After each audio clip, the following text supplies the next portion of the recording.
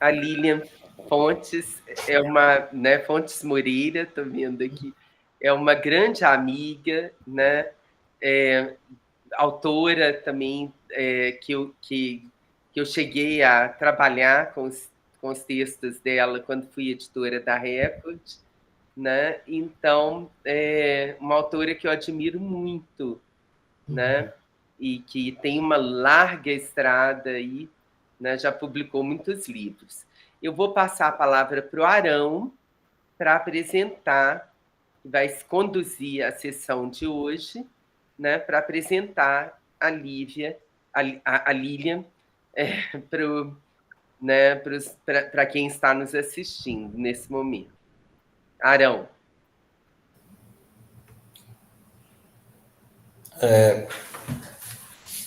Gostaria de agradecer, primeiramente, a Deus, a todas as deusas e deuses aqui presentes e em todo o universo. Fala um E pouquinho sobre você, Arão. Qual curso que você faz? eu faço matemática. São alunos de vários cursos aqui, Ah, viu, sim. Lilian? Isso Tá. é importante destacar. É. Pode continuar, Arão. Desculpe a interrupção.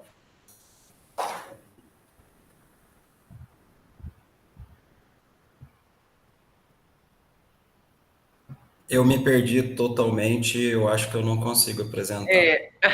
Não, você só tem que ler a mini bio da Lilian, Eu acho que eu querido. não Pode consigo. ler. Eu não consigo.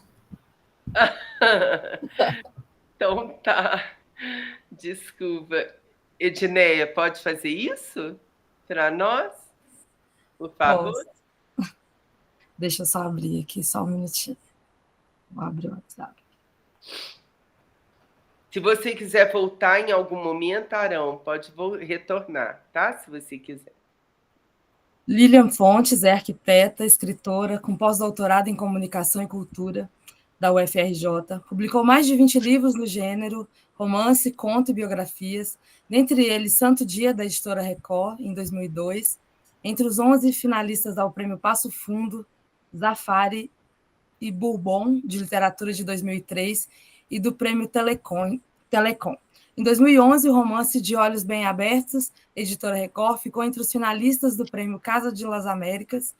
A autora também tem ensaios biográficos e perfis biográficos, como o de Paulo Niemeyer, filho, do professor Ivo Pitangui, da escritora Raquel de Queiroz, entre outros. Em 2013, publicou Fernando Pessoa, A Essência de um Geminiano, editora Fontes, e em 2024 publicou pela editora Fontes seu quarto romance, Assim Eu Nasci. Professora, vem ministrando cursos na área de literatura audiovisual. A participação em 7 coletâneas de contos, artigos em revistas acadêmicas, nacionais e internacionais. A participação em roteiros em roteiros. Desde 2018, vem publicando poesias e coletâneas da editora Infinita, de Lisboa. Desde 2014, presta serviço para as Secretarias de Cultura do Brasil e Ministério da Cultura, emitindo parecer sobre projetos na área de literatura e audiovisual. Eu já quero começar, né, com os meus, as minhas considerações. Só voltar aqui rapidinho nas escritas aqui.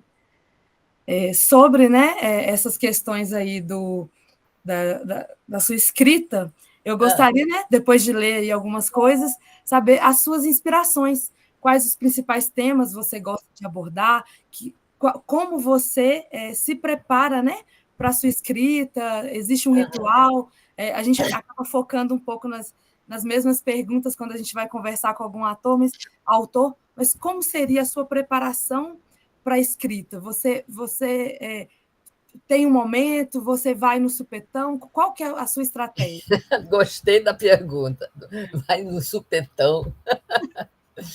Olha, Edneia, é uma coisa muito curiosa, porque a escrita funciona para mim como algo que vem a mim, sabe? Não é uma coisa assim que eu busco, que eu tenho um projeto, nem nada. Então, por exemplo, a primeira coisa que eu acho importante eu falar é porque a minha ligação com literatura, a minha vontade de transpor as minhas ideias para a literatura é muito em função de algo que está me rondando, alguma coisa que está me incomodando, e, como é que se diz? Eu não tenho a linha que ultimamente tem sido muito cultivada da autoficção.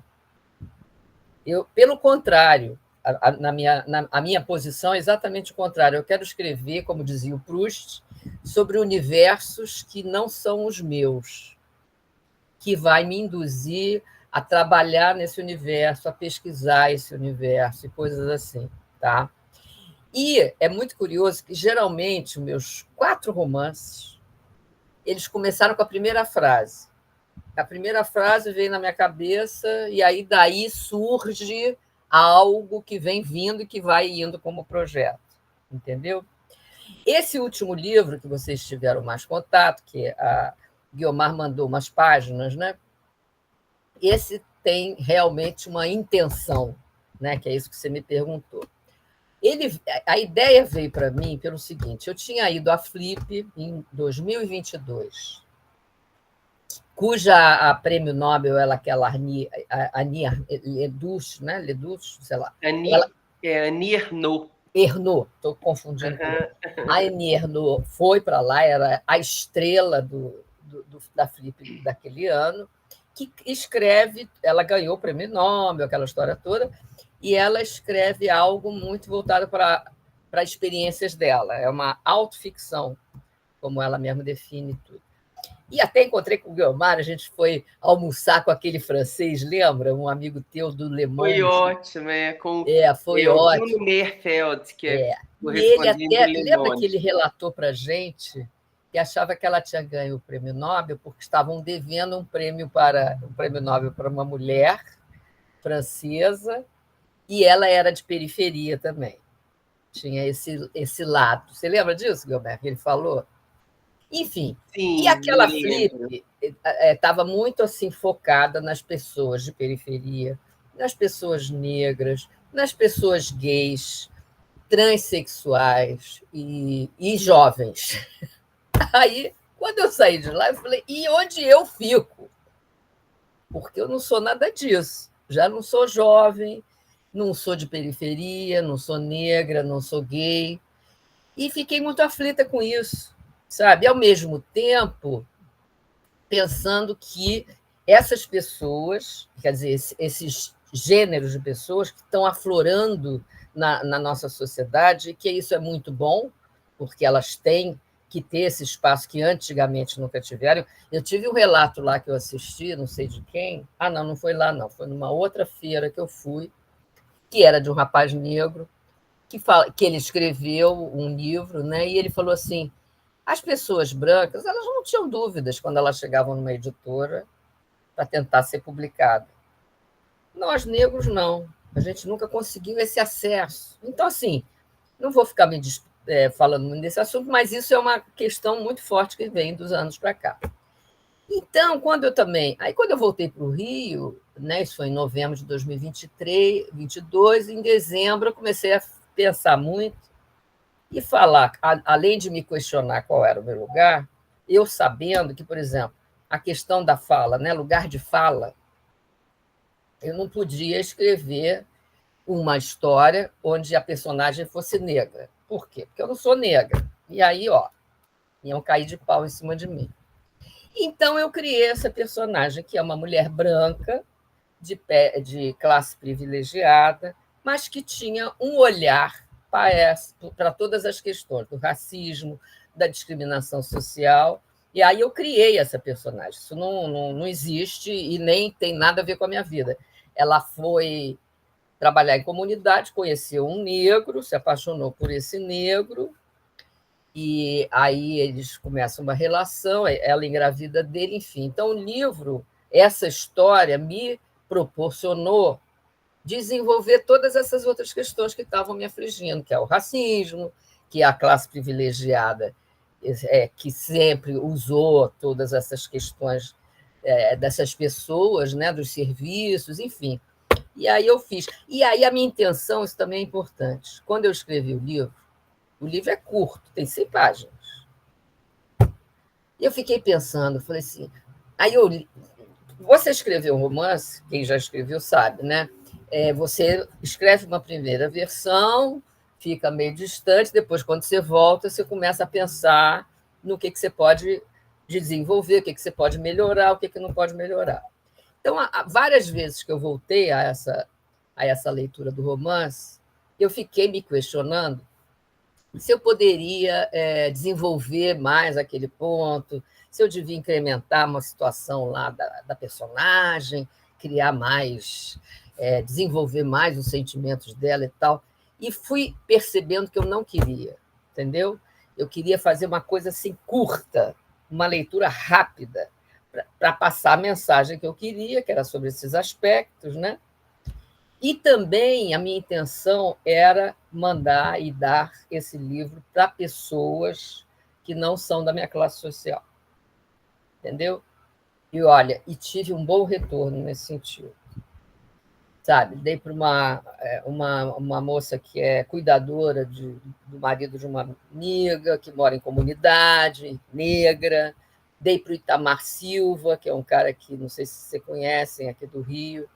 Ele mora na favela e tal, enfim. Então, para gerente do meu supermercado, sabe assim? Fui dando para umas pessoas e foi muito bom, porque justamente por ele ser curto, essas pessoas conseguiram ler.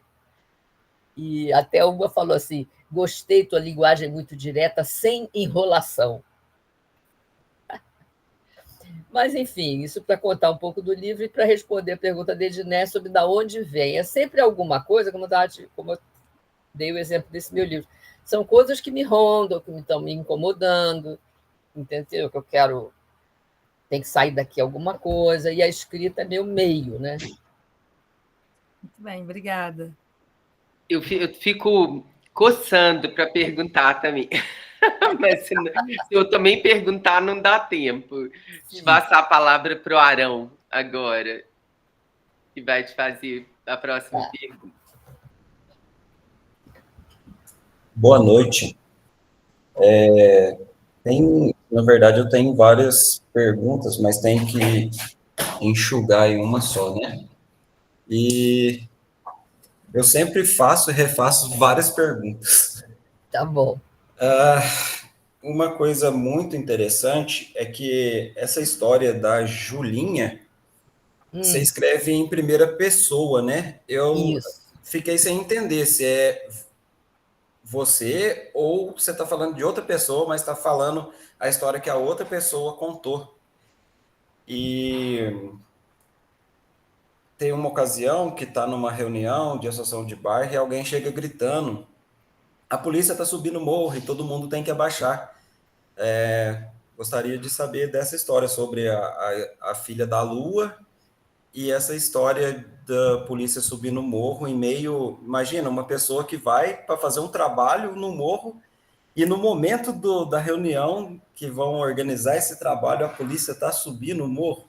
E qual morro seria esse também, que eu, se quiser falar, né? Obrigado. Tá.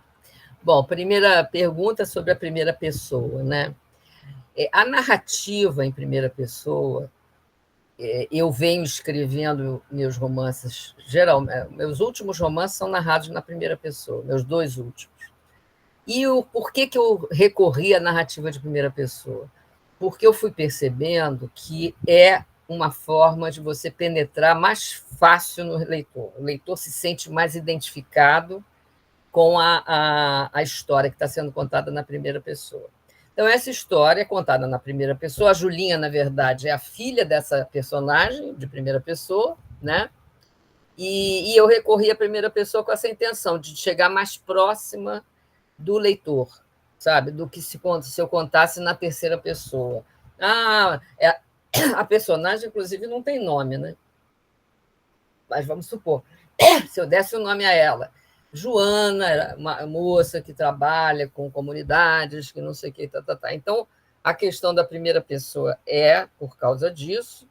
Inclusive, vou até te contar, quando eu fiz o lançamento do livro, que o título é Assim Eu Nasci, né? Aí eu dei esse título e começo o livro falando assim, eu nasci, por quê? Porque eu estou realmente apontando o fato dessa personagem ser de classe privilegiada, entendeu? Bom, como eu escrevo biografias, já escrevi muitas biografias, como diz essa minha mini biografia, muitas pessoas que foram no meu lançamento acharam que era autobiográfico. Né? Ah, esse livro é autobiográfico? Eu falei, não tem nada a ver, é outra história, é uma moça bem mais jovem que eu, né? Uma moça que engravida no livro e tem uma filha, imagina. Eu já tinha idade para ser avó. Então, meu livro foi assim.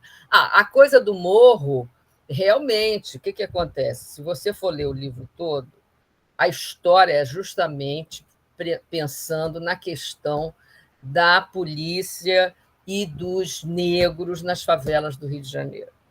Não sei se você acompanha esse assunto, mas de alguns anos para cá tem sido denunciado como que, agora mesmo, teve um rapaz que foi baleado aqui no Rio de Janeiro, numa moto, porque o policial achou que ele era assaltante, né?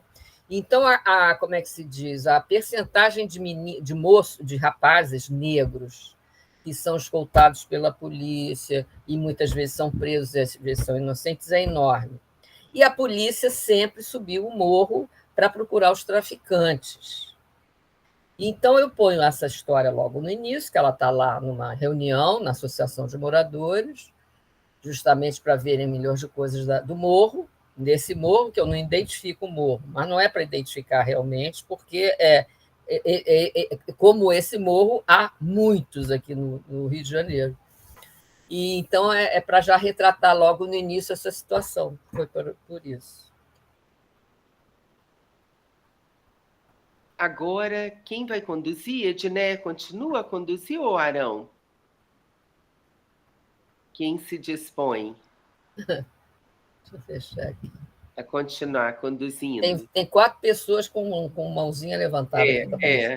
É porque tem um que é o âncora, que vai falar quem é o próximo a falar. Né?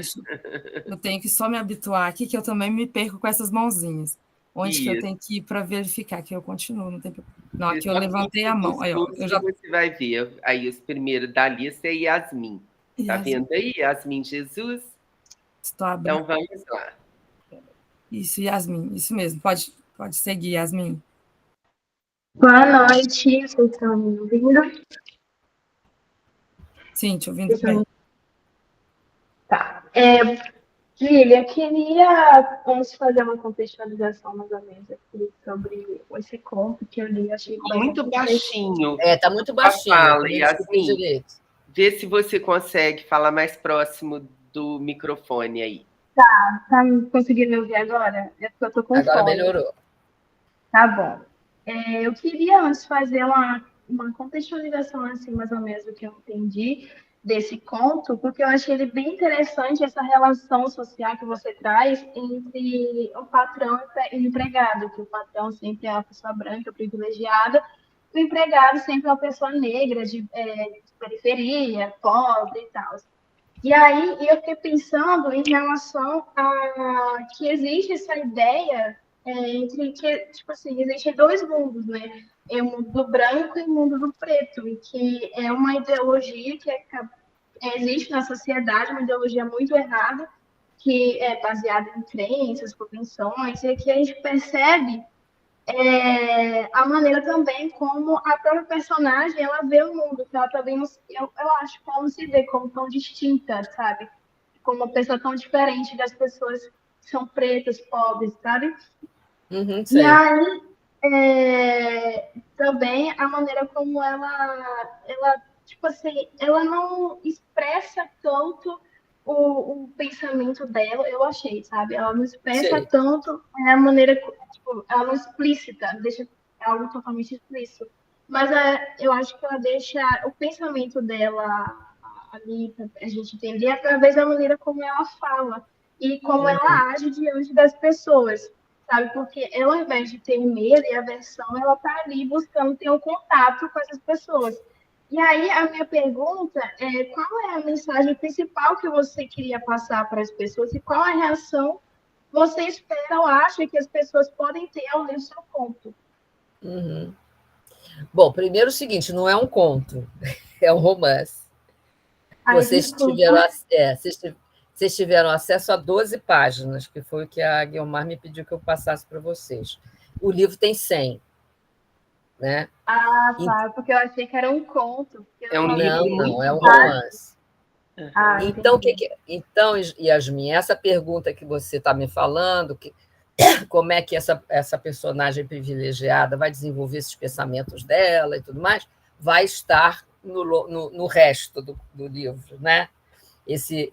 Essas 12 páginas é um início que eu dou a entender o que vai aparecer, mas você vê ali, nessas 12 páginas, já tem alguns ingredientes que vão ser desenvolvidos ao longo do texto. Tá? Então, por exemplo, ela é a personagem, a protagonista, que está em primeira pessoa, ela é uma moça que foi criada numa classe privilegiada. Isso ela já começa na primeira página, ela já fala, assim eu nasci, né? Não passei fome, tinha carrinho na porta e chofer para me levar na escola, tinha comida no prato, então ela já no primeira página, mais ou menos, eu já vou muito rapidamente demonstrando isso e falando da empregada da casa, que era a Doninha, que também, ao longo da história, vai aparecer muito. E ali também eu já falo, a Doninha nunca sentou à mesa para comer com a gente, que é o quê? É o costume das classes privilegiadas. Né? Até hoje você ainda encontra isso, que as pessoas que servem, as pessoas que trabalham na casa, tem lá o teu quartinho pequeno. Não sei se vocês assistiram aquele filme muito bom com a Regina Casé, Quando é que ela volta, né? O título, não sei, mas é a história da Regina Casé, que ela é empregada de uma casa, aí a filha mora com a mãe dela lá no Nordeste, vem para a casa dela para prestar vestibular e fica chocada de ver que a mãe morava naquele quartinho e não tinha privilégio nenhum, enquanto que a família tinha, né? Ou seja, a Regina Casé, que é a personagem da empregada, era muito discriminada e tal. Então, é um costume das famílias privilegiadas no Brasil, né? Não só no Rio de Janeiro, que é o grande centro urbano, mas no Brasil em geral. Então, essa personagem já começa falando dessa situação que ela vive, né? Assim eu nasci. Ela já começa dizendo isso. Eu nasci nessa classe privilegiada. Mas, com todas essas reivindicações dos negros, das batalhas dos negros, que, por exemplo, teve alguma evolução na coisa da educação, muitos conseguiram entrar em faculdades, através do programa do ProUni, do outro governo do Lula, se formaram. Então, hoje em dia, a gente tem um outro quadro relacionado a essa classe social que não teve privilégios, né? Então, assim, essa personagem principal, a protagonista, ela já está tendo essa vivência. Então, ela já começa no livro, eu quis muito retratar, que ela já estava fazendo essa mudança, entendeu? Então, assim, tem alguns momentos do romance, em algum momento, eu não me lembro qual, que a personagem fala dos namorados que ela teve, e ela fala, nenhum deles nunca limpou a tua privada, que é uma realidade, né? Quem limpava a privada dessa classe privilegiada eram os empregados, as empregadas e tal. Então, ela começa... Aí ela tem a casa dela, ela tem a filha dela, e ela não tem empregada, entendeu? Ela mesmo cuida da casa, ela mesmo lava a sua privada. Então, como se tentando modificar esse conceito, entendeu? Então, para te responder essa questão, tem que ler o resto do livro, que aí é mais desenvolvido, todo esse pensamento é mais desenvolvido. Ah, entendi. Muito obrigada. Tá bom.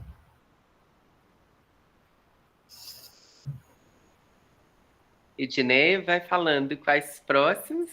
É o Vinícius Soares, é o próximo. Opa, boa noite. Tá dando para me escutar? Tá. Beleza, vou fazer a pergunta. É a seguinte, No romance, né, Ainda Eu Nasci, a autora, ela nos convida a entrar num seio particular, É bem do... Assim Eu Nasci. Oi? Assim Eu Nasci. Assim Eu Nasci, perfeito. Num seio particular, do individual, do pessoal, né? É, E esse espaço, ele é possibilitado, assim, eu como leitor, né, tendo sim. contato com a obra, pela literatura autobiográfica, mas a autora expressou que optou pelo uso da primeira pessoa. A minha pergunta seria a seguinte: qual é a opinião da autora sobre o gênero autobiografia e biografia e quais são as suas referências? Ah, tá. Não, olha só. Bom, uma coisa é autobiografia, outra coisa é biografia, né? Por exemplo, eu escrevo biografias e comecei nesse campo por acaso. Aí começou assim, eu publiquei meu primeiro romance pela editora Record, que foi O Santo Dia. Então, isso foi em 2002, imagina, quantos anos já se passaram. E, na época, a editora da época, a diretora lá, que era a Luciana Vilas Boas, me perguntou se eu queria entrar numa coleção que ela estava montando de biografias, que, na verdade, não era bem uma biografia, era uma coleção que se chamava O que é Ser. Aí ela estava fazendo essa coleção para, digamos assim, estudantes que estavam querendo escolher uma profissão. Então, o que é ser arquiteto, o que é ser advogado. Então, foram vários livros, né? E cada livro desse foi escrito por uma pessoa, por uma jornalista. Eu já estava fazendo mestrado, doutorado em comunicação. Aí foi me dado o livro do médico Paulo Niemeyer Filho, O que é Ser Médico. O nome do livro é assim, quer ver? É bom, tem até ele aqui. O que é Ser Médico, né? Depoimento de Paulo Niemeyer Filho para Lilian Fontes. Enfim, eu escrevi e tal. Publicamos isso em 2003 e tudo mais. O A que capa ficou aconteceu? linda. Essa capa é legal, né? Aí, o que aconteceu comigo? Me abriu um campo que eu não esperava. De repente, começaram a me ligar. A primeira pessoa que me ligou depois do livro do Paulo Niemeyer foi um sujeito, Carlos Moacir Gomes de Almeida, que foi um cara que foi dono de uma grande construtora no Rio de Janeiro. E me liga, a secretária é a dona Lilian Fontes, doutor Carlos Moacir Gomes de Almeida quer falar com você. Eu falei, caramba, o que esse homem quer comigo? E ele queria fazer a biografia dele como nesse estilo do Paulo Niemeyer, que é mais focado na profissão, tá entendendo? Não é uma coisa assim de contar que vinho que ele gosta de tomar, nem nada disso. Era mais focado na história dele profissional. E eu topei. E foi na hora eu fiquei meio resistente, porque especulação imobiliária, que não sei o que, tudo não. Foi muito melhor do que eu imaginava, e aí eu escrevi, que não foi publicado. Esse livro ele fez só para a família, só para deixar como um registro da família. E de lá para cá eu tenho feito muitas biografias. Eu vivo disso praticamente, porque tanto sou contratada pelas famílias, que às vezes querem dar registro de judeus, inclusive, já escrevi 3 livros para famílias de judeu, que as netas é que me procuravam, porque o avô ainda estava vivo, aí eu colho o depoimento do avô, enfim. E também de publicadas, como foi da Raquel de Queiroz, do Mauro Viegas, que foi um outro cara aqui do Rio de Janeiro, enfim, e do Pitangui. Então, eu faço biografias, que aí, às vezes, tem as biografias em terceira pessoa ou em primeira pessoa, depende do biografado, depende da família. A outra coisa que você está me perguntando é a autobiografia. A autobiografia ela é escrita pelo autor, entendeu? Não sou eu não sou a pessoa, por exemplo, várias pessoas. Agora, acabou de morrer o Cacá Diegues, né? Um cineasta super importante aí nosso e tudo. Ele tem um livro que não está aqui na minha casa, está até emprestado. Esqueci o nome do livro, mas é um livro grosso que ele mesmo escreveu sobre a história dele, que é até bacana, porque os capítulos são muito mais voltados à época que ele fez aquele filme, que não sei o quê. Então, é um filme autobiográfico. Então, isso é uma coisa, né? Como tem Um vários. livro, né? É um livro autobiográfico. Você falou um filme. É um é livro. o filme, é o livro autobiográfico. Então, isso é uma coisa. O fato de você estar apontando a primeira. Você vê, o fato de eu escolher a primeira pessoa para personagem é que confunde, né? Que o leitor acha que eu estou contando a minha história, e não é isso. Entendeu? É um recurso, por exemplo, um autor que realmente foi muito assim, que me influenciou muito, que eu gostei muito de ler, e a gente teve até uma aproximação de amizade, foi o Rubem Fonseca. E o Rubem Fonseca adotou, ele começou muito com contos, depois ele passou para romance, escrever romance também. Mas se vocês forem pegar a obra dele, primeiro livro dele, Os Prisioneiros, tem muitos contos na primeira pessoa. Eu li esse livro, Os Prisioneiros, eu tinha 13 anos, 14 anos. Fiquei muito tomada e muito eu senti isso, quer dizer, eu me sentia muito junto daquele personagem, porque estava em primeira pessoa.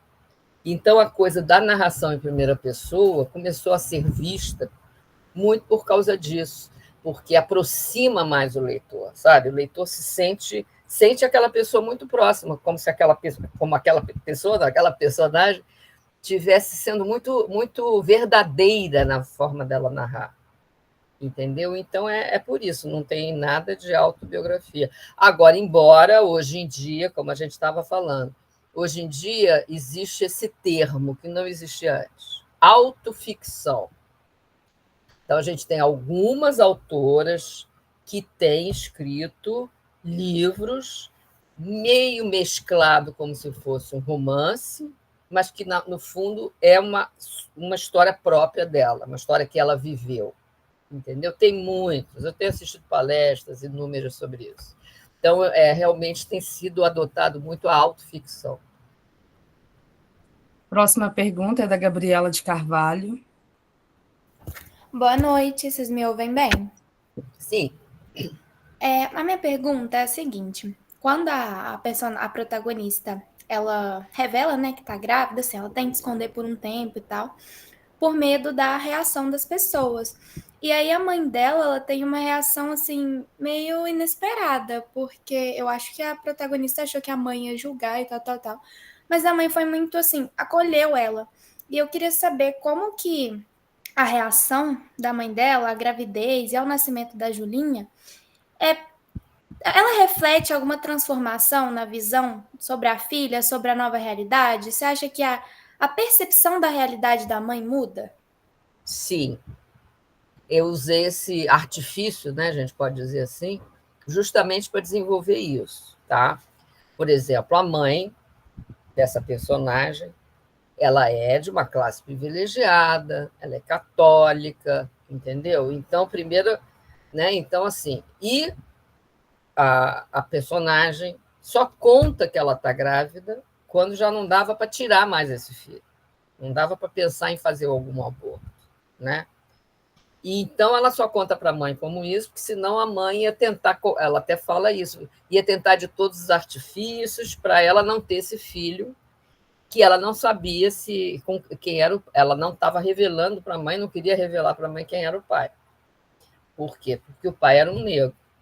E se fosse revelado para essa mãe, ia ser uma quizumba, né? Então acaba que a Julinha nasce, que é essa neta, que é, entre aspas, eu não revelo isso, mas ela tem uma cor, né, parda, ela é filha de branco com negro, então ela é uma mulatinha, que tem cabelo ruim, né? Olha a palavra que horror. Cabelo mais eriçado. Naquela época se falava isso, tem cabelo ruim, aquela história. Então, eu nem falo isso no livro, não. Mas aí eu usei esse artifício para juntar as duas histórias. A mãe, que vai no longo do romance, cada vez se apegando a essa neta, e cumprindo, isso eu fiz questão de mostrar, cumprindo com o seu papel de mãe. Eu acho que o espírito maternal é esse de acolhimento. Então, por mais que essa filha tivesse escolhido um caminho que ela não idealizava, né, para essa filha, ela acolhe a filha, né? E em todo ao longo do romance tem muito essa mãe super calorosa, super bacana, que ela contava com essa mãe. Depois vai ter um episódio de saúde difícil com essa mãe, então eu desenvolvo mais essa mãe por causa disso. E a Julinha, essa garotinha, ela começa a entrar na história justamente também para trazer para nós essa questão que ela também, por exemplo, essa coisa do cabelo. Ela, a Julinha, começa a sentir que ela não queria aquele cabelo que ela tinha, que é uma questão, né, da sociedade, essa questão do branco. Então, eu vou trazendo esses universos ao longo da história, e a Julinha é muito importante, porque ela é... Eu vou adiantar um pouco a história, porque aí vocês não chegaram nessas 12 páginas, não dá. O que acontece? Esse personagem que é negro, que trabalha em comunidade e que ele faz faculdade de Direito, ele já estava na faculdade, ele, numa batida policial no morro, que é muito comum, ele numa batida policial, ele é obrigado a mostrar o que tinha na mochila, e cai da mochila uma caderneta. Essa caderneta tinha coisas de tráfico de drogas. Tinha relato de tráfico de drogas. E aí a polícia imediatamente prende ele. E ele não sabe como é que essa caderneta... Eu vou fazer spoiler, né? Essa caderneta vai parar na mochila dele. E essa caderneta era de quem? Era do irmão dele. O irmão dele era um traficante. E esse personagem, então, ele é preso, e nunca que ele vai denunciar o irmão. E ele fica preso. E Julinha nasce, a filha nasce, eu mandei as 12 páginas onde ela relata para ele que ela estava grávida, né? E ele vai preso. Então a menina nasce e ele nem conhece essa filha. Ele fica preso anos, porque é tudo trabalhado nesse sentido, que ele é acusado de ser traficante, então ele teve pena e ele não queria denunciar o irmão. Então, digamos, aí a história se desenvolve um pouco policialesca nesse sentido, aí eu não vou contar o final. Mas a Julinha cresce sem esse pai, e esse pai, sabendo que ele tem uma filha, ele começa a escrever cartas para essa filha, então desenvolve uma narrativa onde vários aspectos dessa questão da classe social vai sendo detectada, a questão religiosa, entendeu? Que não é, né, a classe privilegiada, a grande maioria no Brasil seguiu a Igreja Católica. Os negros seguiram os candomblés, né, as outras religiões de origem de origem africana, que eu também coloco no livro. Então, é isso. Então, quer dizer, você apontou a coisa da mãe. A mãe é uma personagem muito, muito importante no livro. Vai ser bem desenvolvida depois, entendeu? Entendi, obrigada. Deixa eu te dar uma sugestão. Se você gosta desse tipo de tema, tipo assim, desse contraste assim, entre dois mundos, tem uma história que chama A Fronteira de Asfalto. Você passa em Luanda e trata muito disso, é muito bacana. Depois você dá uma olhada. Depois eu quero, vou procurar. É o quê, hein? A Fronteira de Asfalto. Quem é o autor? Você lembra, querida? Peraí, deixa eu dar um Google aqui rapidinho.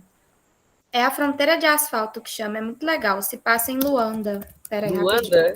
Oba, é um romance? Uhum.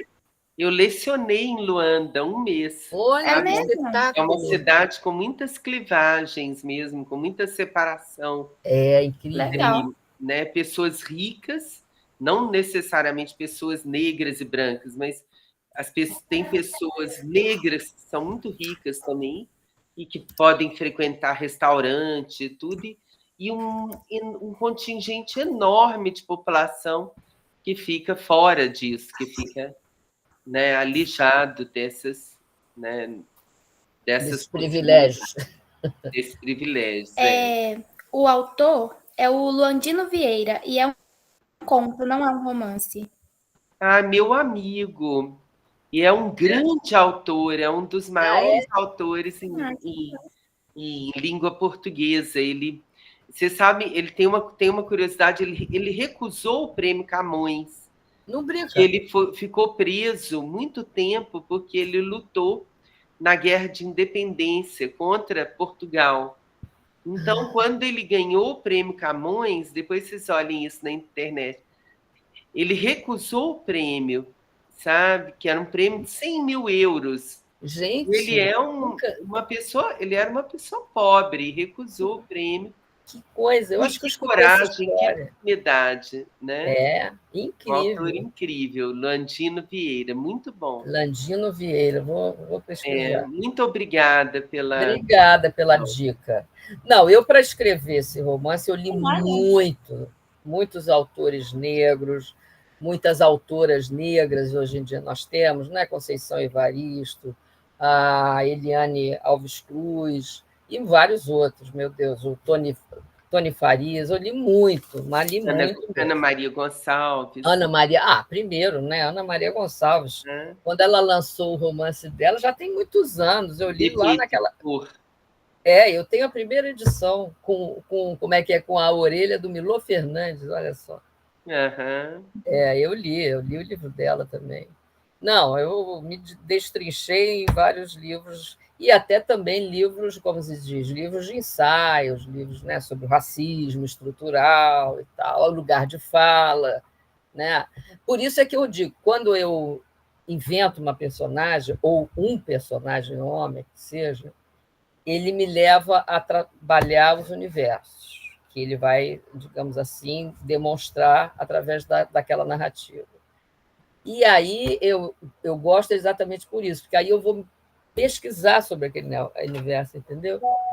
Então, essa questão do negro eu li muito, desde a história do Brasil e tudo mais, Lilian Schwartz, nossa, branquitude, o conceito de branquitude, que começou a ser, digamos assim, adaptado, não, começou a ser visto de um tempo para cá, né? A Lilian Schwartz, que é uma historiadora hoje em dia acadêmica, da Academia Brasileira de Letras, ela também se focou muito nessa questão do branco, né? Da cultura branca, das classes sociais brancas. Isso é uma grande questão no Brasil, muito, e em todo mundo, né? A gente não vai nem falar desse assunto, senão a gente vai entrar na era Trump e pronto, aí já viu, né?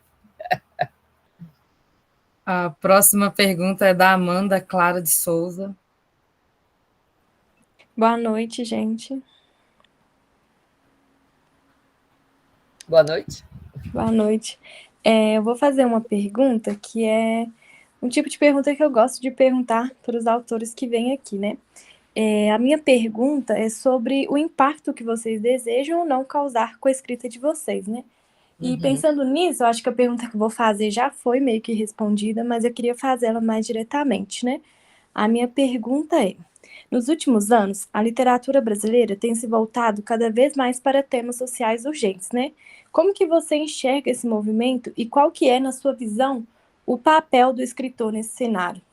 Você acha que o escritor ele tem a responsabilidade de provocar uma reflexão ou isso deve ser uma escolha individual de cada um? Olha, ótima pergunta, porque é exatamente assim que eu vejo. A literatura, eu acho, né, que a literatura é um meio de você cutucar certas questões que estão explodindo na nossa época, na nossa sociedade, através de uma história, né? Através de você inventa uma história, vamos dizer assim, para falar de determinados aspectos daquele momento social, daquela necessidade, como você colocou, que começa a aflorar na sociedade, né? E eu acho que, através da narrativa literária, você consegue atingir muito mais o leitor nesse sentido. Por exemplo, tem um autor, historiador maravilhoso, que já morreu, foi muito meu amigo, que se chama Joel Rufino dos Santos. Ele escreveu um livro, ele escreveu vários livros sobre a história do Brasil, foi preso, exilado, milhões de histórias, ele era negro.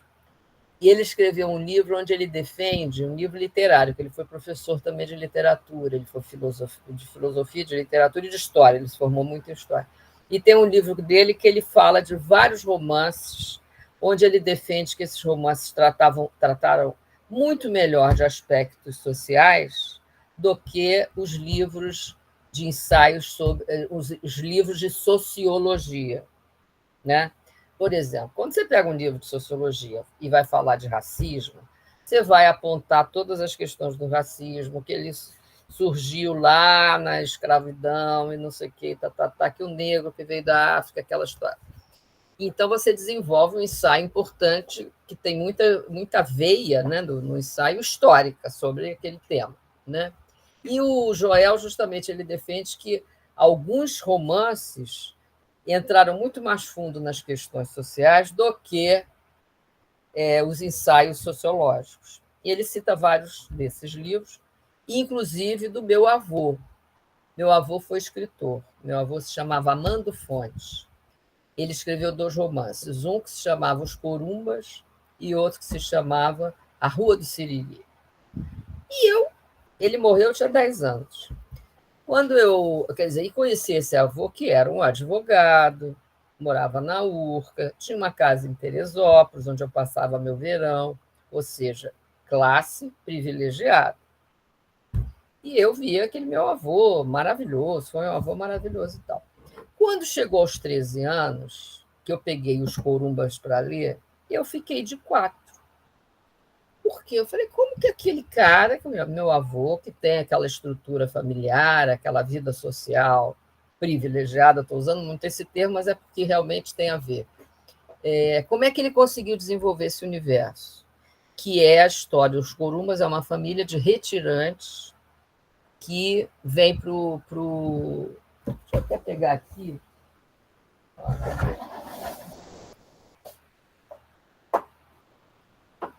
Teve várias edições. Que é a história de uma família de retirantes que vai para São Paulo tentar a vida. Tá? Então, por exemplo, tem a 4ª capa aqui, eu acho que eu vou ter que pegar o óculos. Não. Os Corumbas é um dos raros momentos... Como é que é? Vários romances. Eu vou ter que pegar um óculos, espera aí. Segundinho.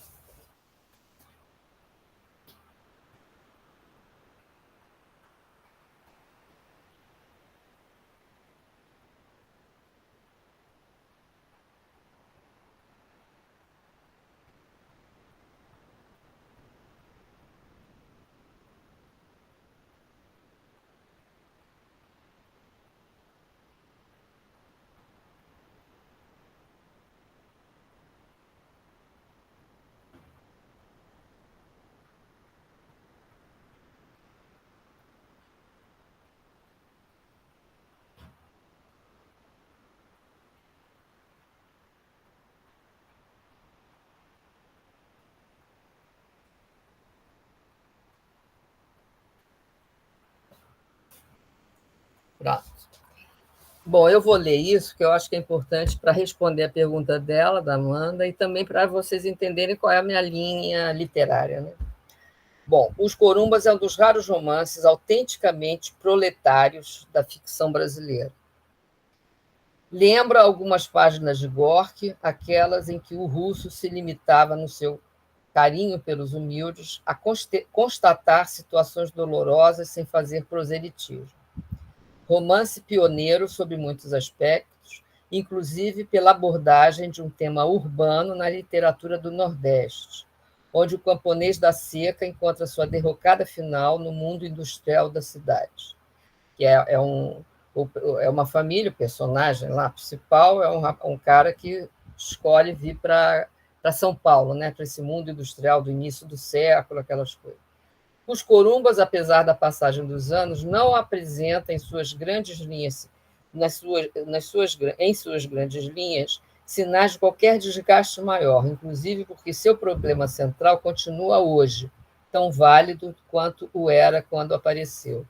Então, o que acontece? Ele desenvolve o romance, como ele chamou, Hélio Pólvora, que era um crítico da época, é um romance proletário, né? Então, voltando ao que eu tinha lido, aí eu li esse livro do meu avô. Depois eu li A Rua do Siriri, que é a rua de prostitutas de Aracaju. Então, meu avô desenvolveu um romance contando a história dessas mulheres, que eu chorava, porque aquela coisa, naquela época, as mulheres que viravam prostitutas era porque tinham sido expulsas de casa, porque o pai descobria que ela não era virgem. Então, são histórias só trágicas, né? Então, o que aconteceu? Quando eu li esses 2 livros do meu avô, que era aquele cara de classe privilegiada, eu fiquei surpresa de, através da escrita, através da narrativa literária, o meu avô, que era meu avô, inclusive meu padrinho, penetrou nesses mundos que não eram os dele, né? Era um mundo que ele não tinha vivido, mas que ele, lógico, era um cara sensível e que soube muito bem abordar esses universos, né? Então, para finalizar esse meu depoimento e responder a tua outra pergunta, a pergunta final, eu acho que o escritor tem essa função. Eu acho que é muito mais válido você, através da literatura, como Joel Rufino dizia, você atinge mais facilmente o leitor e põe para ele essas questões, entendeu? Então, assim, eu vou não é para fazer, como é que é? Só um minutinho. Não é para falar, por exemplo, quando eu escrevi o livro, eu tive justamente essa intenção, sabe, de atingir uma classe social. Então, eu vou ler para você um depoimento aqui, vou né, falar disso, porque eu acho que cabe aqui no nosso encontro, tá? De um sujeito que mora em favela e tudo mais. Aí eu dei o livro para ele, ele escreveu: parabéns, li seu livro e fiquei emocionado. Parece simples, curto, despretensioso na forma de narrar, mas é direto e toca no essencial. As desigualdades sociais e raciais em nossa realidade, que produzem situações limites e, por vezes, parecem irreversíveis. Mais uma vez, parabéns. Quando eu recebi esse depoimento, eu falei assim, já estou realizada, entendeu? Porque era isso que eu queria. Eu queria que uma pessoa da classe social que falasse isso, né? E uma outra também que eu gostei muito desse depoimento, porque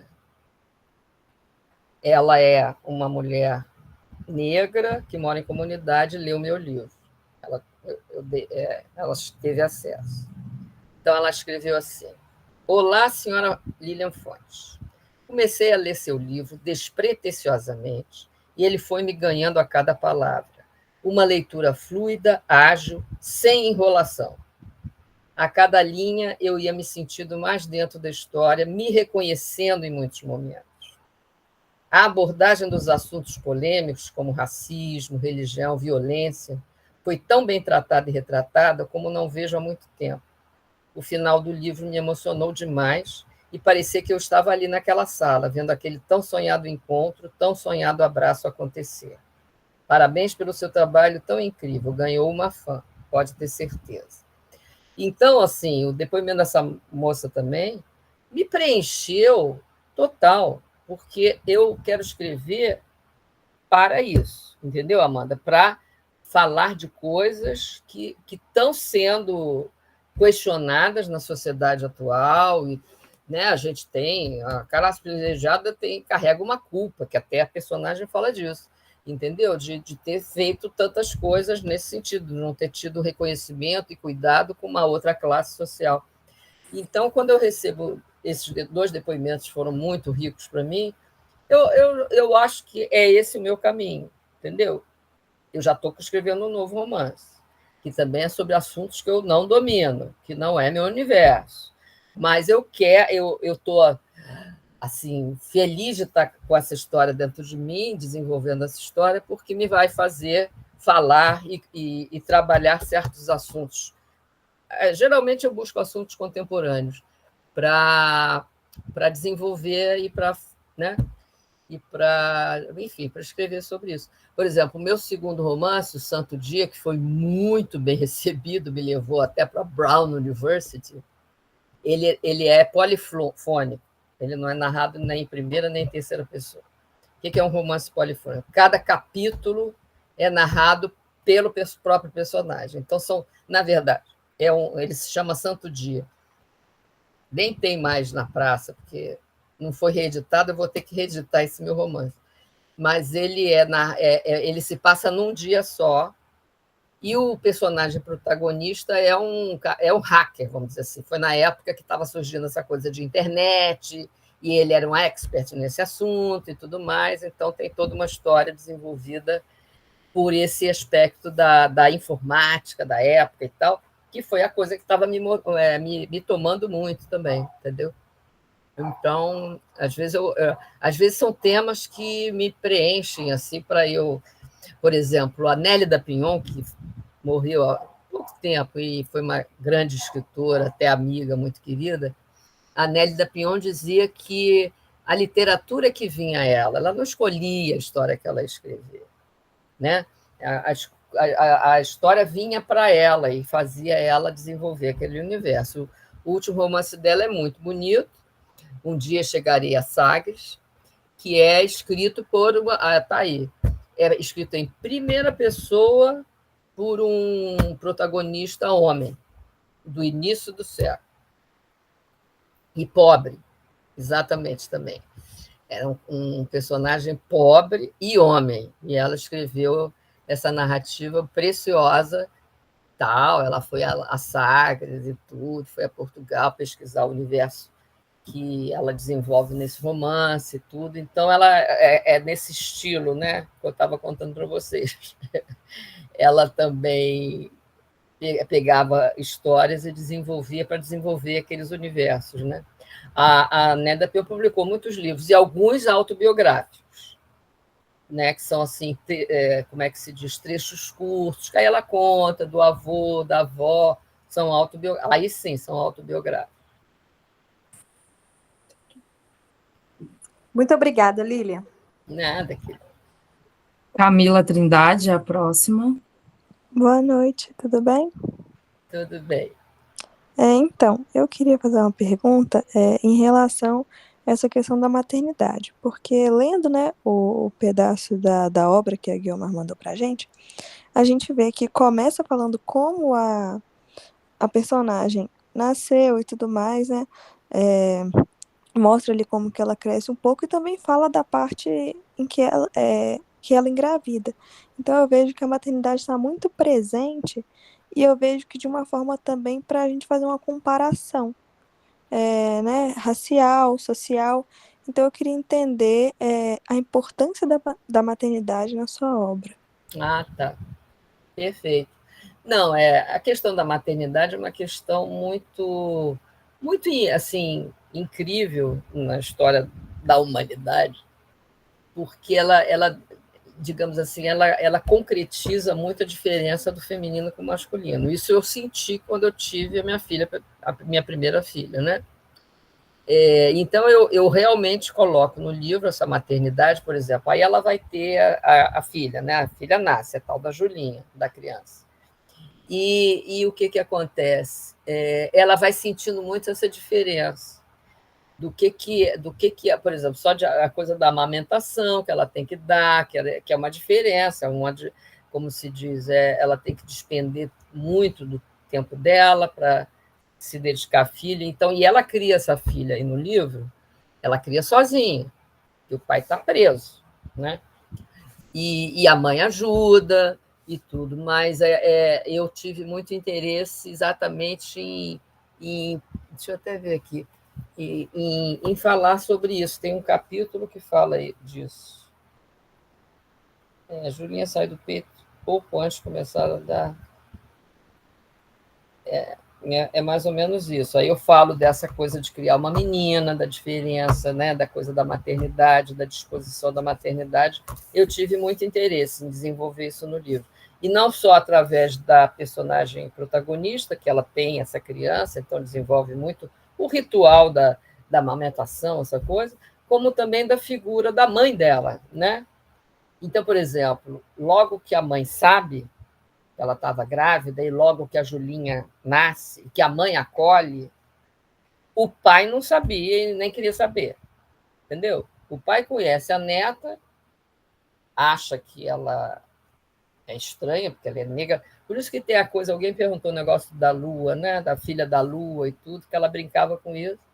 e quando ela nasce, as próprias enfermeiras achavam estranho aquela mulher branca ter aquela filha daquela cor. E o pai se recusa a conhecer, a saber mais daquela história, entendeu? Então também entra a figura do pai no livro para distinguir muito essa questão do feminino e do masculino, muito daquela geração, né? Porque essa protagonista aí tem entre 35 e 40 anos, 40 e poucos, a protagonista, né? Então, os pais dela já eram mais velhos. Não é como são os pais da geração dela. Tanto é que esse pai negro, depois ele desenvolve umas cartas ao longo do livro, vocês vão perceber que ele já é diferente dos pais mais velhos, dos pais que, como era o pai dessa personagem, entendeu? Que ela tinha um distanciamento dele e ele não quis saber muito sobre essa criança, enfim.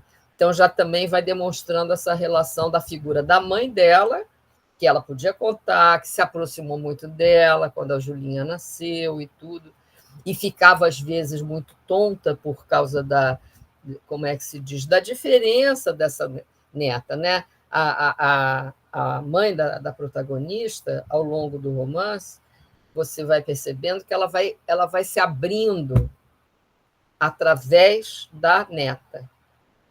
Entendeu? Foi esse meu caminho.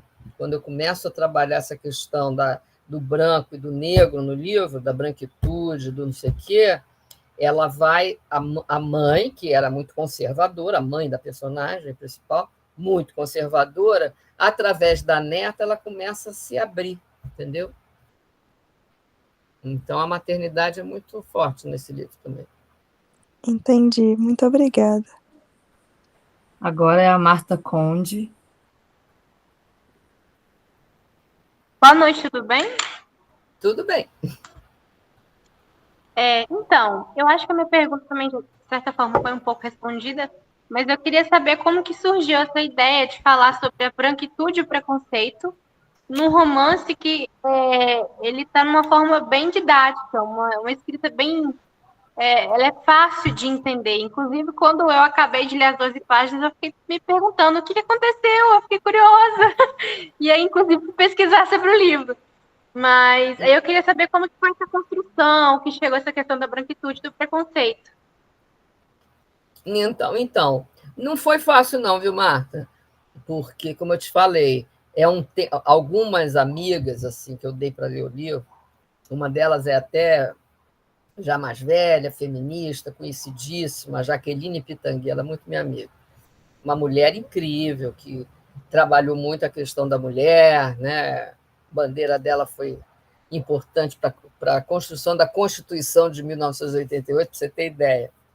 Quando ela leu o romance, a primeira versão, ela virou para mim e falou assim, você sabe que você está mexendo com um campo minado, né?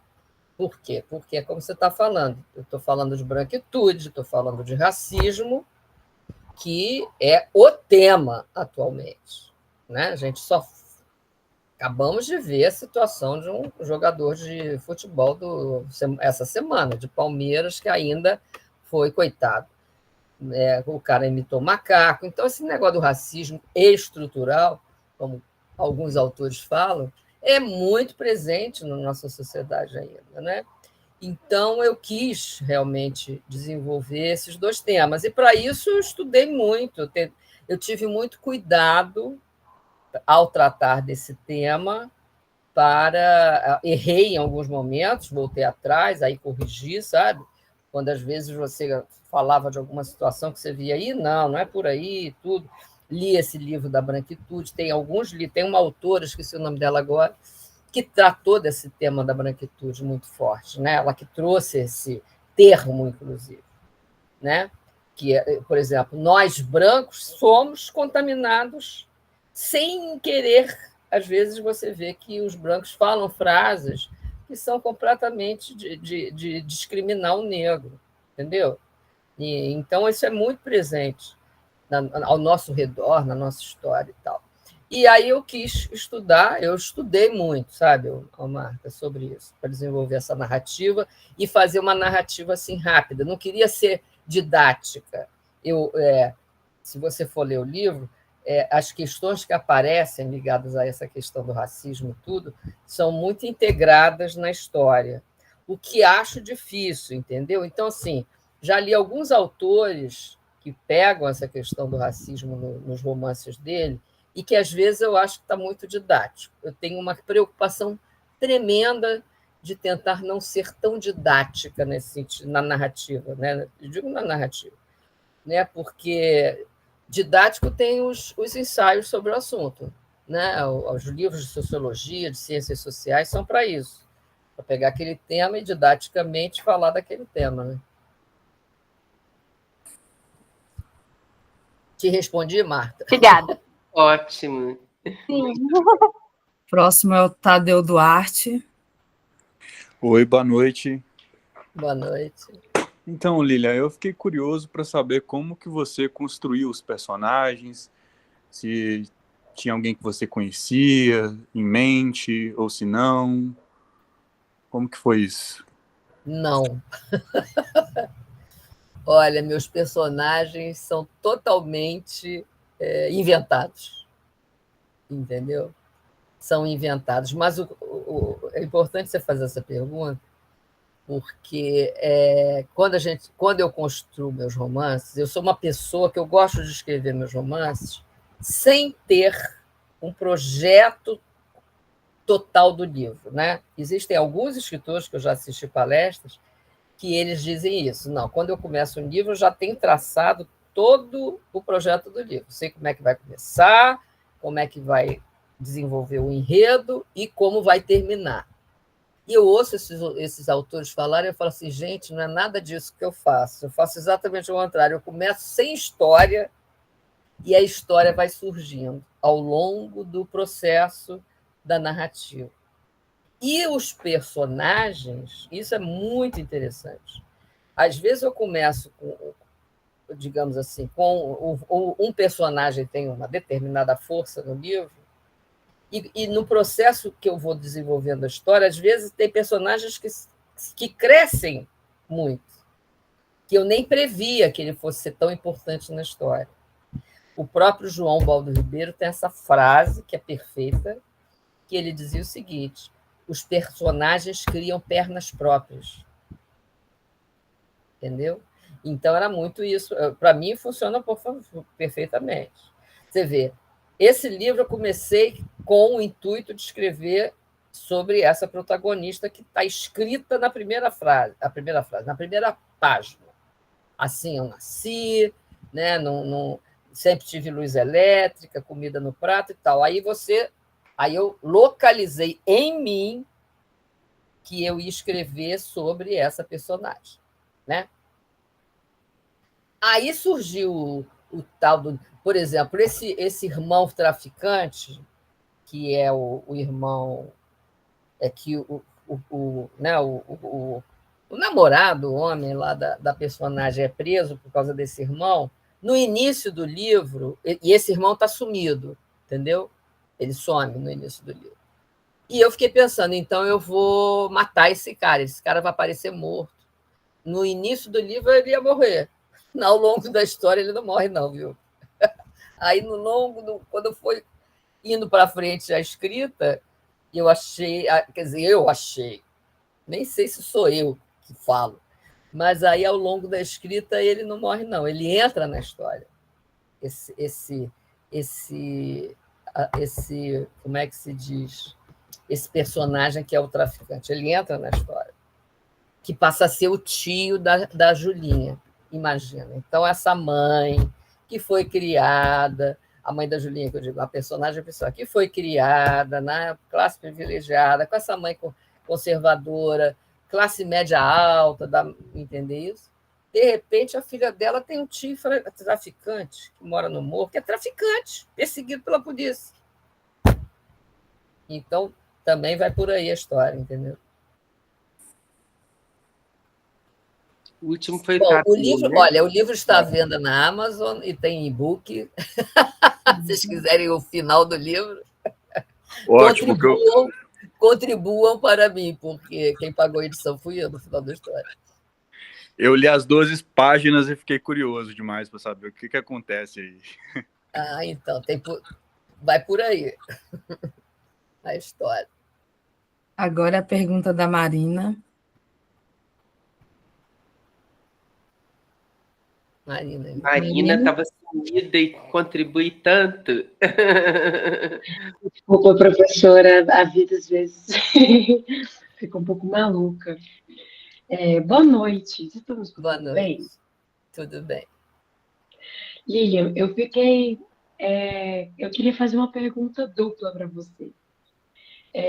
Eu queria primeiro te perguntar, vou por partes, né?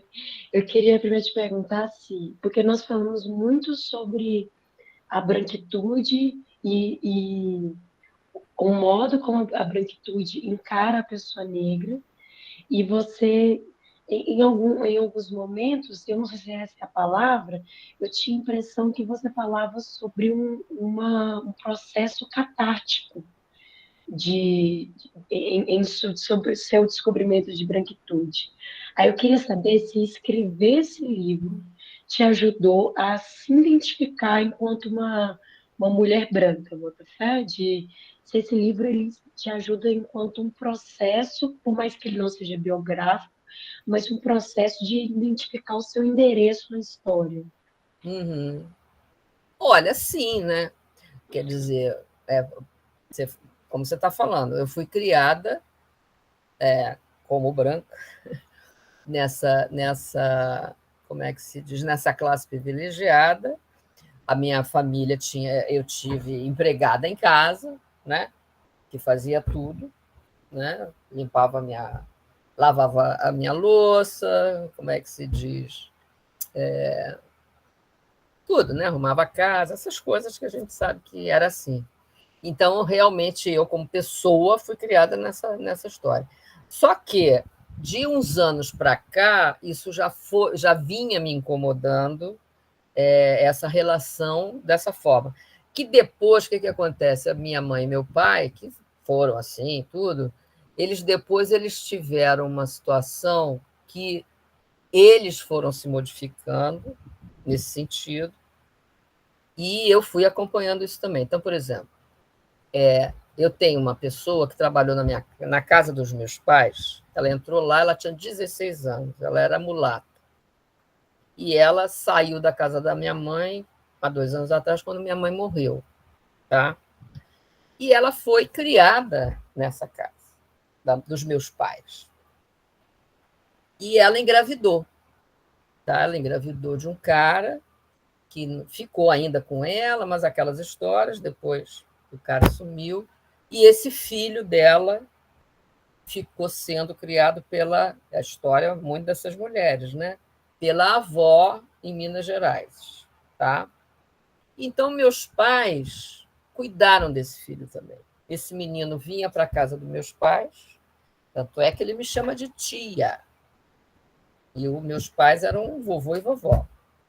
Então, eu também tive essa vivência, em particular da minha história de vida, que os meus pais começaram a incorporar essa moça, ela se chama Aparecida, a vida dela. E esse menino, olha que história bonita, esse menino veio fazer vestibular no Rio de Janeiro, ficou morando lá com meus pais, entrou para a PUC de Direito, com ProUni, e se formou em Direito. Hoje em dia ele é negro, trabalha num super escritório no Rio de Janeiro.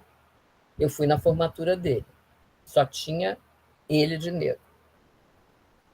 Então, eu estou te contando essa história particular porque eu acho que eu já vinha sendo, vamos dizer assim, educada já desde, sei lá, desde uns 16, 18 anos, que essa história desse rapaz, desse Luan, dessa moça na casa dos meus pais, essa acolhida que eles foram dar, já foi me modificando, né? Entendeu? O respeito que eles... Tanto é que, sabe, eu vou te contar uma coisa muito pessoal mesmo, que todo mundo fica... Eu já li muitos textos, como se fosse da família. A gente tanto considerou essa moça, que cuidou dos meus pais até eles morrerem. Se não fosse ela, não sei o que seria da minha vida quando minha mãe morreu com 91 anos, já meio debilitada e tal. Aí, na hora da gente dividir a venda do apartamento da minha mãe, a gente dividiu por 6, são 5 filhos. E ela levou uma parte... O que eu ganhei da herança da minha mãe, ela ganhou igual. Entendeu? Eu acho que eu não conheço nenhuma família da minha classe social que tenha feito isso. Então, eu estou te contando essa coisa particular porque eu já vinha incorporada a isso, né? Essa questão dessa problemática que a nossa sociedade brasileira vive e tal. E, lógico, que esse livro foi através desse livro, por exemplo, a personagem Doninha, que é a empregada, ela retrata um pouco essas empregadas da classe social. Não necessariamente essa moça, que eu estou contando para vocês, que trabalhou na casa da minha mãe há 40 e tantos anos, mas de todas as pessoas. Tanto é que, em algumas passagens do livro, a própria Doninha, que é a empregada, não entende atitudes da personagem, entendeu? Porque ela mesma não aceitava que a personagem não tivesse uma empregada dentro de casa para limpar as coisas dela, entendeu? Então, essa pergunta tua foi boa, Marina, porque, como é que se diz, através dessa história que eu criei, desse livro, eu acho que eu consegui objetivar mais, entendeu? Dar mais objetivar mesmo essa minha forma de entender esses aspectos Por exemplo, quando eu comecei a escrever, que aí ela fala dos namorados e tal, realmente, entendeu? Eu tive namorado. Quem é da nossa classe social, vamos dizer assim, da minha vida, hoje em dia já nem tanto, mas na minha história de classe social, onde eu fui criada, ninguém me pôs nunca a tua privada, isso eu falo no livro, entendeu? E isso me chamou a atenção, porque, por exemplo, eu me lembro que na pandemia, alguns amigos meus de classe privilegiada e amigas, me lembro que eu acho que até aquela atriz, como é que é, a Maite Proença, estou adorando fazer faxina. Ou seja, ninguém nunca ali tinha feito uma faxina, nunca tinha limpado a tua privada, nunca tinha lavado o teu prato, entendeu? Então, quando teve a pandemia, foi uma explosão no Facebook de depoimentos desse tipo, entendeu? Então, isso eu botei no livro. Isso eu quis... Aí, como você está falando muito bem, isso cresceu muito em mim, e aí eu respondo perguntas aí que já me foram feitas, como a literatura me ajuda a colocar esses meus incômodos, vamos dizer assim, né? Então, realmente, ele trata desses incômodos também, dessa questão da branquitude, do racismo e tudo mais, né? Aí sim, por exemplo, a pergunta que sempre fazem para um escritor, né? Mas todo romance é meio autobiográfico. Eu não concordo, não é autobiográfico. Quando eu escrevo um romance, eu escrevo uma história, e através dessa história, através desses personagens, eu vou contando a minha visão de mundo, entendeu? É a visão de mundo do escritor. Então, ele vai defender, na escrita desse romance, suas ideias quanto àqueles assuntos. Ótimo. Obrigada, Lilian. Próxima. Agora é a vez da Mariana Cóssio. Ei, gente, boa noite, tudo bem? Tá dando para me ouvir? Uhum. Então, a minha pergunta ela é mais pessoal, assim. Eu queria saber se há alguma passagem no capítulo que tenha sido especial para você, assim, emocionante, difícil de escrever, de falar sobre. Né? Queria que você falasse um pouco disso. Tá. Olha, até que nesse livro nem tanto. O final é bem emocionante, tudo, mas esse livro, olha, eu vou te falar seriamente, quando eu reli ele nunca me provocou emoção, sim, emoção que eu digo assim, de eu chorar. O livro anterior, o meu terceiro romance, que é esse aqui, De Olhos Bem Abertos, também foi da Record, é a história de uma personagem que perde os pais num acidente de carro quando ela tinha 9 anos. Você vê. Graças a Deus, meus pais morreram velhos. Eu até estou contando essa história porque, como é que se diz? Não é nada, minhas histórias não são autobiográficas. Mas o segundo capítulo desse romance é quando ela conta isso. Que quando ela conta que 8 anos eu tinha pai e mãe e tal. Eu estava sentada na varanda da casa da Serra, passando as férias com a minha avó. Eu estava sentada numa rede com a minha prima Julinha, aliás, não, Juliana. Tínhamos passado a manhã na piscina e tal e coisa, quando vem a notícia que os pais tinham sofrido acidente. Quando eu leio esse capítulo, eu choro. Toda vez que eu leio, eu choro. Que é tão triste quando a personagem descreve que aí a avó vem e tal, e não sei o quê, e ela não consegue dormir de noite. Ela não consegue dormir, ela fica de olhos bem abertos, esperando os pais. É tão triste que aí eu choro. Não posso, eu fico até arrepiada. Porque, como eu estou te falando, às vezes nesse romance assim, eu nasci, poucos momentos me deu essa sensação de... Porque eu sou muito chorona, me emociono à toa. Mas esse outro, toda vez que eu leio esse segundo capítulo, eu choro. Muito obrigada, Lilian. Talvez tenha uma rejeição dentro de você que Como é que é? Talvez ele desperte algum sentimento de rejeição que você já tinha. Rejeição você, né? desse capítulo da morte dos pais, que você diz? Alguma dor assim que você já tinha, né? Nem sei. Olha que eu faço análise, mas nunca tratei. Não, você sabe que essa situação é engraçado. Essa situação desse outro romance, que a personagem perde os pais no acidente de carro, foi uma vez que eu fui a uma festa e fiquei conversando com um casal, e a moça não tinha tido filhos, esse casal não tinha filhos, e ela me contou essa história, que ela tinha perdido os pais com 8, 9 anos num acidente de carro. E aí eu associei o medo que ela tinha de ter filho por causa desse trauma. Tá? Então, é mais por aí do que uma rejeição minha, não sei, acho que é mais... Eu quis passar esse trauma dessa pessoa que eu conheci, que me tocou, aquilo me tocou muito, entendeu?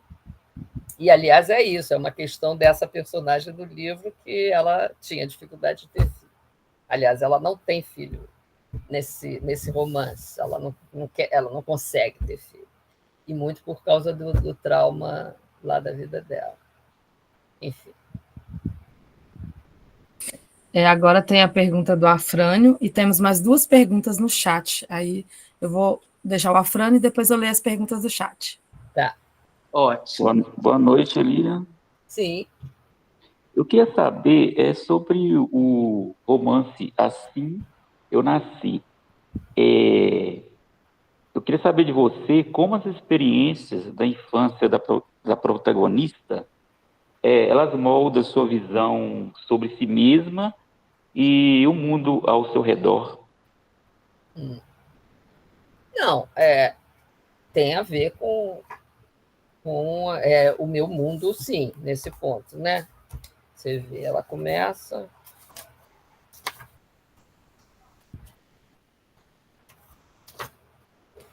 Começa assim, né? Nasci, não em berço esplêndido, fora disso.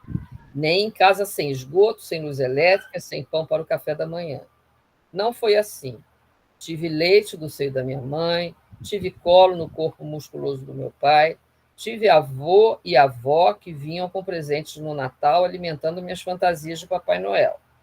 Boneca branca, de olhos azuis, casinha de boneca no quarto, vestido bordado, sapato preto de verniz. Assim eu nasci. Então, esse parágrafo, onde eu descrevo essas situações todas, aí sim, é autobiográfico, vamos dizer assim, né? Que aí você vai se remetendo a uma lembrança tua, você com essa identidade, né?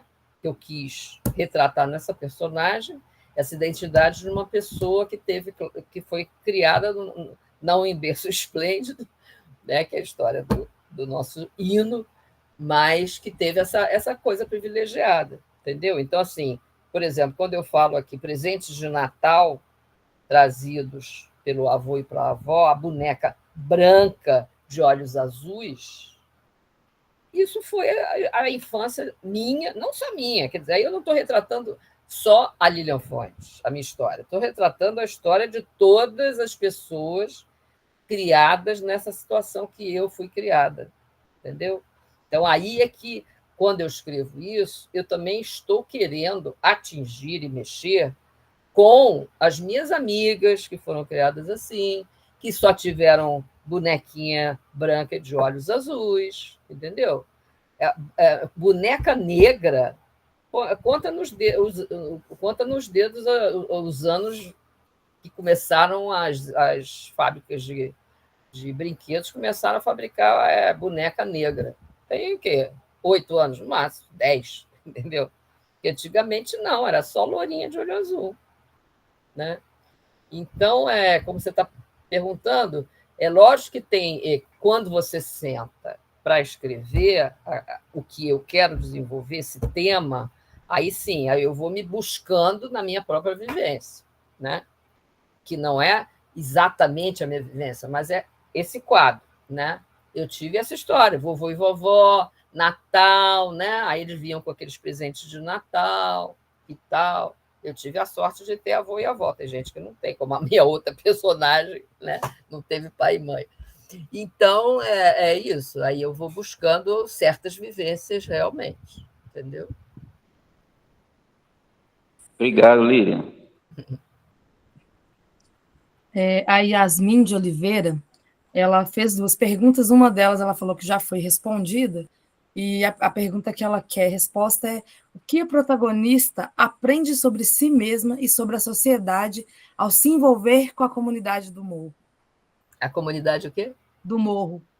Do Morro. Não, essa personagem, você vê, ela, pelo visto, né, quer dizer, ela já vai tendo essa necessidade quando ela se forma em ciências sociais, né? Então, ao longo do livro também tem isso. Ela foi trabalhar em ONGs, que de uns anos para cá, esse movimento das ONGs, de realmente começar a contribuir socialmente para, digamos assim, para dar suporte a essa classe social, essa história toda. Então, eu fui buscar, através dessa personagem, essas histórias também. Eu fui pesquisar ONG, eu subi morro, entendeu? Comunidade, essa história toda. Então, como é que é a pergunta da comunidade que ela faz? Ela fala como a protagonista aprende sobre si mesma subindo o morro, né? Sim, exatamente. Sobre si mesma. Quer dizer, a protagonista ela é isso, né? Ao longo, como a narrativa é em primeira pessoa, em alguns momentos lá na frente da história, ela tem momentos de autorreflexão sobre vários aspectos, entendeu? Então, essa vivência dela na comunidade, depois, nessas 12 páginas, eu acho que tem. Ela primeiro sobe, conhece ele, depois ela encontra ele de novo, se eu não me engano, e ele leva ela até o carro, então ali já começa a ter uma atração entre os dois, né? Então, tem a ver, porque ele também, o personagem negro, ele já é um cara mais estruturado, vamos dizer assim, intelectualmente falando. Ele já estava na faculdade, ele conseguiu uma ProUni, foi isso, né?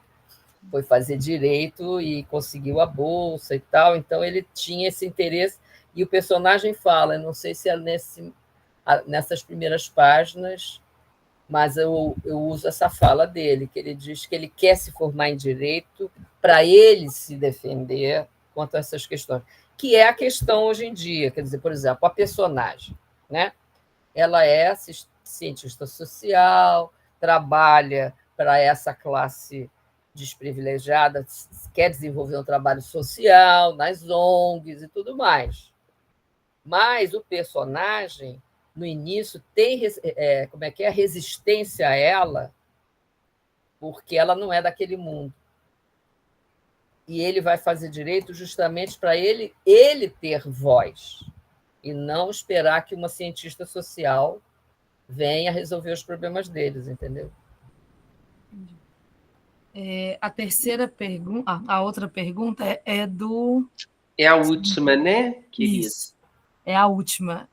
É o Gabriel, eu não estou conseguindo enxergar o nome dele aqui, Gabriel Dias Faria. Aí ele fala que a pergunta dele é mais onírica. Me chamou a atenção a dominação Filha da Lua.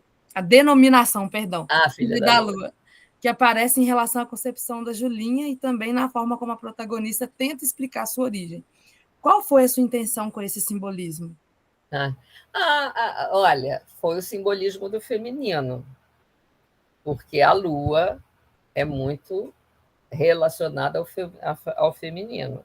Né? Se a gente for falar da menstruação feminina, que está calcada na fase dos 28 dias da Lua, a gravidez, né? São 36 luas e tudo mais. Então, tem todo um simbolismo da Lua.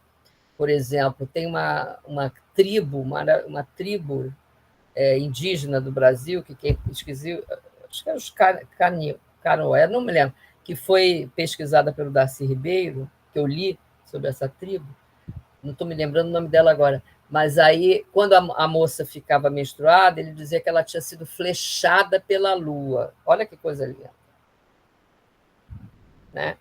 Então, a lua tem todo esse simbolismo. E aí, no início, ela não queria contar quem tinha sido o pai dessa criança, aí ela usava esse simbolismo, como ele está falando, onírico, gostei. Ela tinha sido flechada pela lua, ela era filha da lua, filha dela e tal. Aí nasce uma criança que não é branca, né? aí muda tudo. Eu acho, né, que encerramos as perguntas. Só, assim, acho que para finalizar, apesar de que a gente está com um pouquinho de tempo, mas sobre essa questão de você trabalhar lá no Ministério da Cultura, conta para a gente um pouquinho como que é. Eu fiquei um pouco curiosa, assim, como que é esse trabalho, como que você... Menina, olha, tá aí duas coisas que surgiram, 2 trabalhos da minha vida que surgiram meio por acaso, vamos dizer assim. Quer dizer, mais ou menos, né? A biografia, essa coisa que, de repente, começaram a surgir muitas biografias para mim, que eu adoro fazer, porque são registros, né? Registros que o Brasil quase não tem, mas enfim. O parecerista, o que aconteceu? Em 2014, eu entrei num edital, não era do MINC, não, era um edital da Secretaria de Cultura de Brasília. Eles estavam credenciando, são vários, eles aparecem, você tem que ir atrás na internet, credenciando pareceristas. Aí você mandava teu currículo, blá, blá, blá. Todos eles são assim. Aí eu mando uma porção de documentos para eles me aprovarem como parecerista. Então, o primeiro foi lá em 2014. Aí eu fui aprovada. Eles fizeram um curso de parecerista aqui no Rio, em todos os estados do Brasil. Eu fui algumas vezes a Brasília. Todo ano eu ia a Brasília como parecerista para a Secretaria Criativa de Cultura de lá. Aí, com a pandemia, agora é tudo pela internet. Mas eu faço esse trabalho há muitos anos. Agora, ser falado do MINC é muito importante pelo seguinte, eu me credenciei em 2018. Eles abriram essa inscrição dos pareceristas, eu me credenciei em 3 categorias, que eu sou arquiteta também, que eu me formei em arquitetura. Então, eu trabalho para o patrimônio, para o IFAM, para o IBRAM, que é dos museus, e para a Biblioteca Nacional. Ano passado eu analisei muitos projetos para a Biblioteca Nacional. E isso foi em 2018, antes do Bolsonaro. Quando o Bolsonaro entrou, eles não... Aí eu recebia e-mail do Ministério da Cultura, que virou Secretaria de Cultura, depois virou Secretaria de Turismo. Gente, uma vergonha. Durante o tempo Bolsonaro, eles não mandaram um projeto para a gente analisar e tinha verba para isso, entendeu? E aí entrou o Lula em janeiro, dia 8 de janeiro, eu recebo um e-mail esqueci o nome dele agora, do secretário de lá, do MINC, que eu estava credenciada como parecerista, se eu tinha interesse em analisar projetos. E eu, lógico, aprovei. Ano passado eu analisei. Olha, ano passado eu trabalhei tanto como parecerista, tanta secretaria, que eu devo ter analisado uns 600 projetos. Não estou brincando, não. Cada secretaria paga um tanto, né? O MINC paga um tanto, dependendo do projeto. O MINC, mas o Ministério da Cultura, eu analiso, você vê, eu analiso projetos que para serem aprovados para a Lei do Rouanet. Isso é importante dizer. Não é a verba do Ministério, não. As outras secretarias, não. Eles abrem editais para para a pessoa escrever um projeto de literatura e vai ganhar uma verba da Lei Paulo Gustavo, né? Lei Aldir Blanc, tudo isso. São verbas que são direcionadas para a inscrição desses projetos. Aí é uma coisa que aí eu analiso, eu e outros pareceristas, é legal, eu gosto, né? Porque aí eu também tenho contato com o que está sendo feito no Brasil, entendeu? Cada coisa fantástica. É mesmo. Dá um trabalho, às vezes, enorme, eu não é bem pago, vamos dizer assim, mas eu gosto de fazer. Então, eu sou parecerista. Ano passado, que eu me dei conta, há 10 anos eu trabalho com isso. Que maravilha a gente ter pessoas responsáveis, competentes, assim, uma análise. Legal, eu estou cada vez. Esse ano eu já. Bom, dia 30 de dezembro do ano passado, recebo. Como é que é? E-mail do MINC. Não sei o que, tem projeto na tua caixa, que é uma plataforma.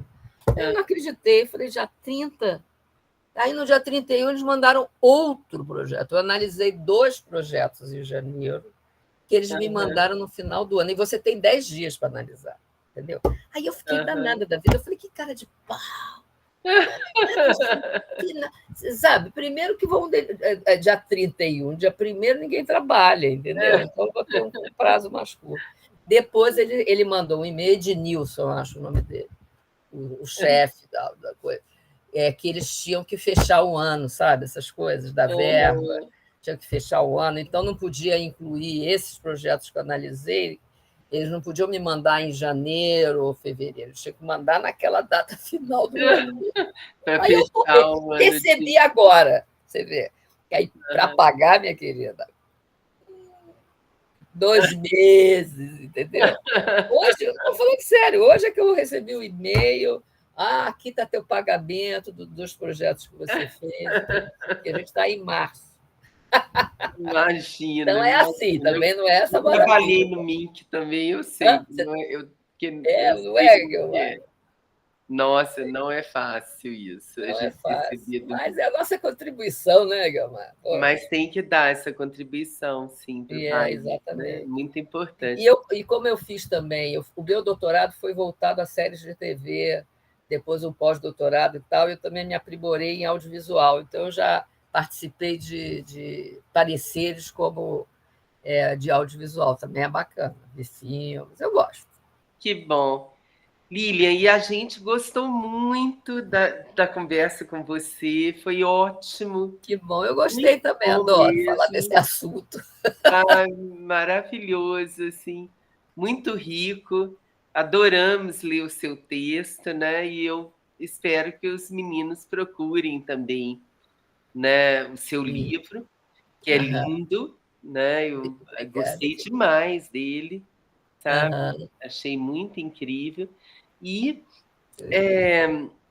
eu acho também que essa conversa que a gente teve, que você vai receber o link, ela vai subir para o canal do Fórum das Letras, né, no YouTube, ela também pode estimular outras pessoas, né, a lerem a sua obra. Assim, não, é isso que a gente quer, né? A gente quer, é isso mesmo. A gente quer leitores. Então, esse encontro que você proporcionou, também agradeço muito, né, Guilmar? Gostei muito das perguntas, gostei muito das conversas que as perguntas me proporcionaram, e muito obrigada a você por ter feito esse convite exatamente por causa disso, né? esses teus alunos conhecerem o meu trabalho e tudo, é muito importante para mim. É o mais importante, né? Porque a gente quer isso mesmo, de ter leitores e tal. Isso. Então é isso, queridos. Boa noite a todos e muito obrigada, Edneia. Obrigada, E mais Edneia. uma vez, né, cumpriu aí a função, substituiu muito bem, mas obrigada ao Arão também, né, que se dispôs, mas sobretudo aqui a Edneia, né, muito obrigada mesmo, foi ótimo, tá? Obrigada Adorei. a todos. Obrigada a todos também, as perguntas todas. Isso, muito bom. A todos que perguntaram.